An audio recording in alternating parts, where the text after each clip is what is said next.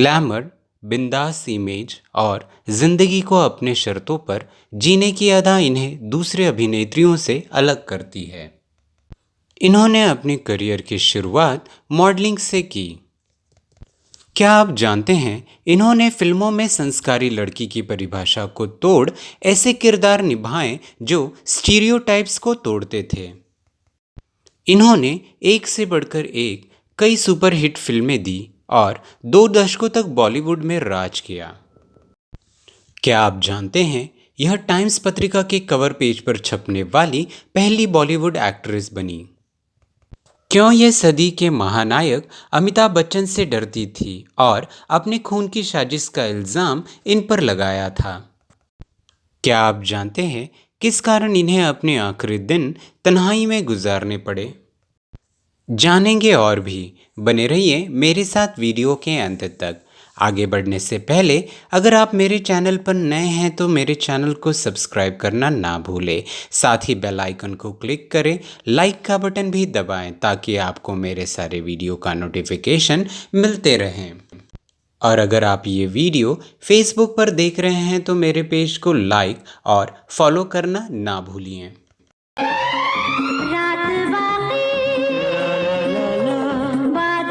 नमस्कार दोस्तों, मेरा नाम कबीर कुमार। आज हम बात करेंगे अपने ज़माने की सबसे सक्सेसफुल एक्ट्रेस प्रवीण बाबी के बारे में। प्रवीण बाबी का जन्म 4 अप्रैल 1954 को गुजरात के जूनागढ़ में एक मुस्लिम परिवार में हुआ था। इनके पिता वली मोहम्मद बाबी जूनागढ़ के नवाब तथा जमाल बख्ते बाबी के निकाय प्रशासक थे। उनके पूर्वज गुजरात के पठान थे तथा बाबी राजवंश के हिस्सा थे। प्रवीण बाबी अपने माता पिता की एकमात्र संतान थी, जो उनकी शादी के 14 वर्ष के बाद पैदा हुई थी।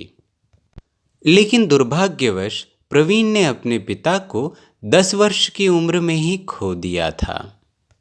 इनकी शुरुआती शिक्षा mount caramel high school Ahmedabad से हुई और बाद में इन्होंने सेंट जेवियर कॉलेज अहमदाबाद से ही अंग्रेजी साहित्य में मास्टर डिग्री प्राप्त की।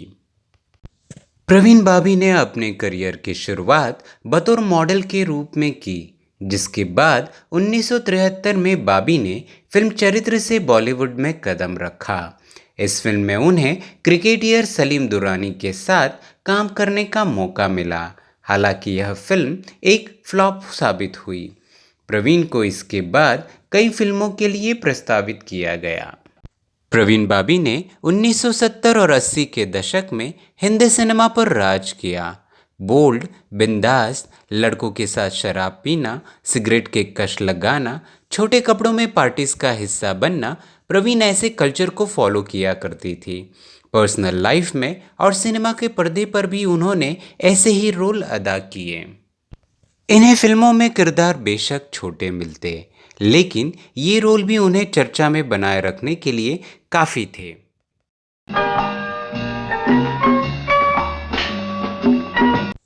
प्रवीण बाबी ने 2 दशक सिनेमा में काम किया। उनकी पहली बड़ी हिट अमिताभ बच्चन की 1974 में आई फिल्म मजबूर थी। जीनत अमान के साथ प्रवीण बाबी भारतीय फिल्म नायिकाओं की छवि को बदलने में मदद की। अपने करियर के दौरान वह एक गंभीर अभिनेत्री की तुलना में एक ग्लैमरस हीरोइन के रूप में अधिक प्रसिद्ध थी। वह एक फैशन आइकॉन के रूप में भी जानी जाती थी।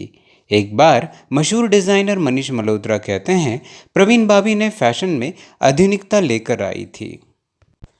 प्रवीण बाबी ने अमिताभ बच्चन के साथ 8 फिल्मों में अभिनय किया, जो कि हिट या सुपरहिट रही। वहीं शशि कपूर के साथ सुहाग 1979, काला पत्थर 1979 और नमक हलाल 1982 में अभिनय किया था। तो वहीं धर्मेंद्र के साथ जानी दोस्त 1983 और फिरोज खान के साथ काला सोना 1975 में अभिनय कर चुकी थी।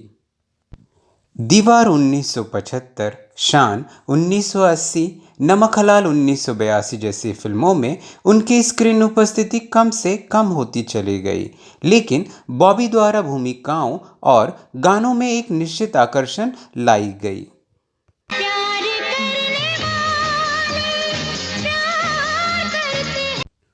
प्रवीण बाबी टाइम्स पत्रिका के कवर पेज पर छपने वाली पहली भारतीय फिल्म अभिनेत्री थी। इन्होंने दीवार, शान, कालिया और अमर अकबर एंथोनी जैसी ब्लॉकबस्टर फिल्मों में यादगार किरदार निभाए। कई उतार चढ़ाव के बावजूद उनका फिल्मी करियर 18 साल तक चला। प्रवीण भाभी के पास हिट फिल्मों की कोई कमी नहीं थी। उन्होंने अपने वक्त के हर बड़े एक्टर के साथ काम किया। प्रोड्यूसर उन्हें अपनी फिल्मों में कास्ट करने के लिए लाइन लगाया करते थे। लोग उनकी एक झलक पाने को बेताब हुआ करते थे। प्रवीण बड़ी स्टार थी, उनके डांस नंबर्स फेमस थे। लेकिन इन सब के बीच एक वक्त ऐसा भी आया कि वह सब छोड़ छाड़ कर अमेरिका के ह्यूस्टन में रहने चली गई। उनकी आखिरी फिल्म इरादा थी, जो साल 1991 में रिलीज हुई। हालांकि बाद में वह फिर मुंबई लौट आई। मुंबई लौटने के बाद प्रवीण ने एक संस्मरण लिखा था। The illustrated weekly off India के मुताबिक, मैं नंबर 1 की रेस में हूँ। मेरा करियर इससे बेहतर कभी नहीं रहा। मुंबई में कोई ऐसी फिल्म नहीं बन रही है, मैं नहीं हूँ। लोग मेरी इस वापसी से हैरान हैं। कई लोग इसे लक कह रहे हैं, लेकिन मैं आपको बताना चाहती हूँ कि इसमें लक की कोई बात नहीं है। यह टूटे दिल और कठिन मेहनत से आई है। यहाँ बने रहने का अपना संघर्ष है। मैं इसमें इतना धंस चुकी हूँ कि मुझे अब इससे झेलना ही होगा। प्रवीण भाभी के करियर से ज़्यादा चर्चा होती है उनके लव लाइफ की। महेश भट्ट और प्रवीण का रिश्ता तकरीबन 2 साल चला था। दोनों लिव इन में रहा करते थे। महेश भट्ट अपनी पहली पत्नी किरण भट्ट और बेटी पूजा भट्ट को छोड़कर प्रवीण के पास रहने आ गए थे।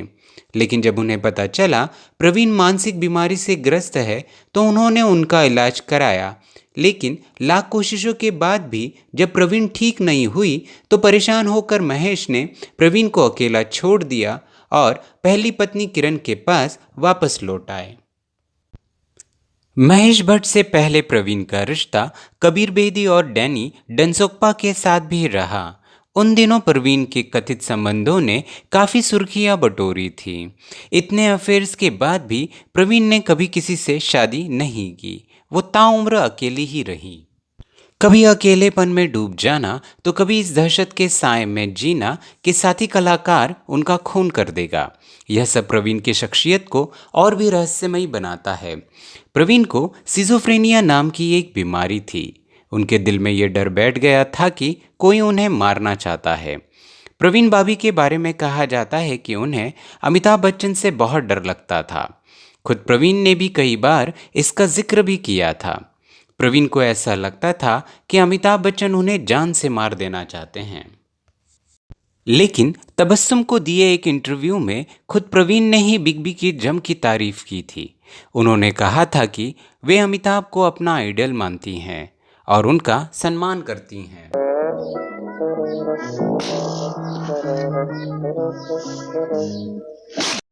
प्रवीण भाभी जुहू मुंबई की रिवेरा बिल्डिंग में 7वीं मंजिल पर रहती थी।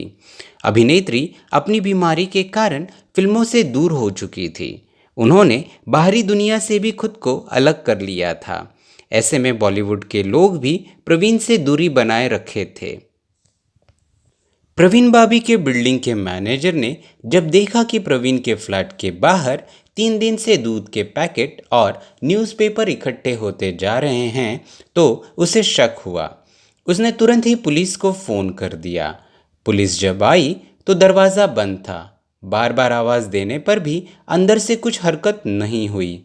तब पुलिस ने दरवाज़ा तोड़ दिया और अंदर का जो नज़ारा था उसने हर किसी के होश उड़ा दिए।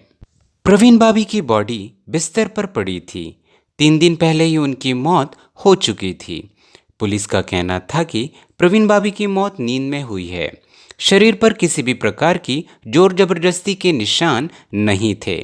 ऐसे में किसी ने उनकी हत्या की हो, इसकी कोई गुंजाइश ही नहीं थी। लेकिन बताया जाता है कि जब पुलिस प्रवीण भाभी के फ्लैट पर पहुंची, तो प्रवीण भाभी की बॉडी पहचाने जाने की स्थिति में नहीं थी। उनकी बॉडी सड़ने लगी थी। प्रवीण के बिल्डिंग के आसपास भारी भीड़ जमा हो गई थी। किसी को भी इस बात का यकीन नहीं हो रहा था कि प्रवीण भाभी अब इस दुनिया में नहीं हैं। प्रवीण भाभी को डायबिटीज के कारण एक पैर में गैंग्रीन हो गया था, जिससे वह सड़ने लगा था।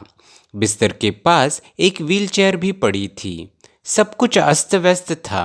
कपड़े और दवाइयाँ भी फैली हुई थी। कमरे की हालत देखकर लग रहा था जैसे मानो प्रवीण भाभी पिछले कुछ दिनों से चल नहीं पा रही थी।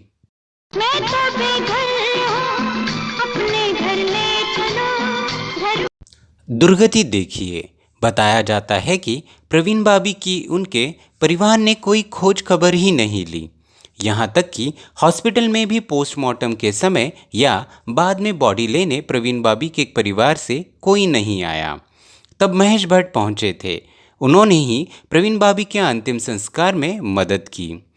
प्रवीण ने 1998 में एक इंटरव्यू दिया था, जिसमें ईसाई धर्म को अपनाने की बात कही थी और अंतिम संस्कार भी ईसाई धर्म के अनुसार करने की इच्छा जताई थी। लेकिन उनके शरीर पर दावा करने वाले कुछ रिश्तेदारों ने इस्लामिक संस्कार किए और उनके शरीर को मुंबई के सांता क्रूज में जुहू मुस्लिम कब्रिस्तान में मोहम्मद रफ़ी, मधुबाला, शाहिर लुधियानवी, तलत महमूद और नौशाद अली सहित अन्य बॉलीवुड हस्तियों के साथ दफनाया गया।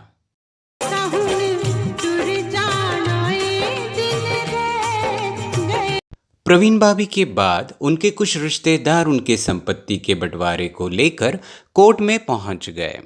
प्रवीण के भतीजे जावेद अहमद नूर अहमद शेख, जो उनके दत्तक पुत्र होने का दावा करते थे, अदालत में पेश हुए और अपनी संपत्ति का दावा किया। अंततः उनकी कुल संपत्ति का 80% जूनागढ़ के बाबी समुदाय के वंचित बच्चों और महिलाओं को दिया गया, तो वहीं 20% धन उनके मामा को दिया गया। तो यह थे प्रवीण भाभी से जुड़े कुछ रोचक तथ्य। आपको इनकी कौन सी फिल्म सबसे अधिक पसंद है, मुझे नीचे कमेंट करके ज़रूर बताएं। तो अब मुझे दीजिए इजाज़त, मिलता हूँ आपसे अगले वीडियो में किसी और फिल्मी सितारे के साथ। तब तक के लिए बाय बाय। अंग्रेजी में ना बोलूं रे आयला।